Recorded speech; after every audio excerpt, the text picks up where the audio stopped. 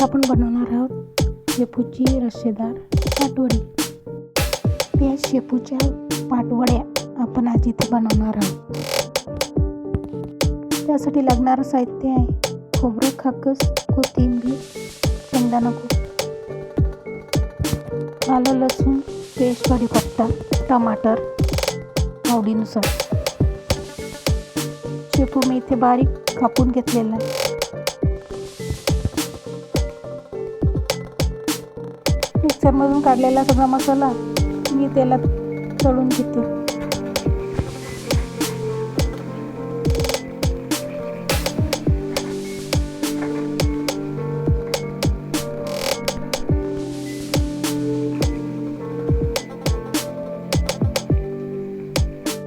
मी इथे 1 मोठी वाटी बेसन वापरलेलं आहे.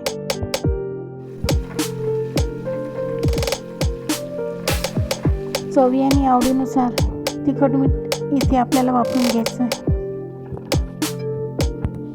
पाटवडीसाठी रस्सा सुद्धा आपल्याला असाच तयार करायचा आहे.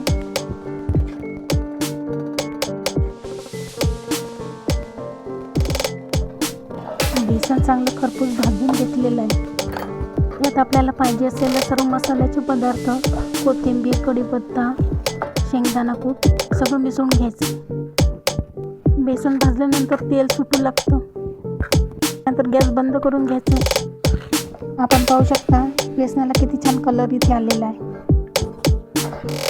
चवीनुसार मीठ घालायचं. शेपू स्वच्छ धुवून चांगलं बारीक कापून घ्यायचं आहे. बारीक कापायचं. जाड काड्या काढून टाकायचे. आता मंद आचेवर कढई ठेवून शेपू बेसनामध्ये सोडायचा आहे. थोडा थोडा टाकायचा वरून. गोळे न होता चांगलं मिक्स करायचं आहे. आता मी एकीकडे पाणी गरम करायला ठेवलेलं आहे.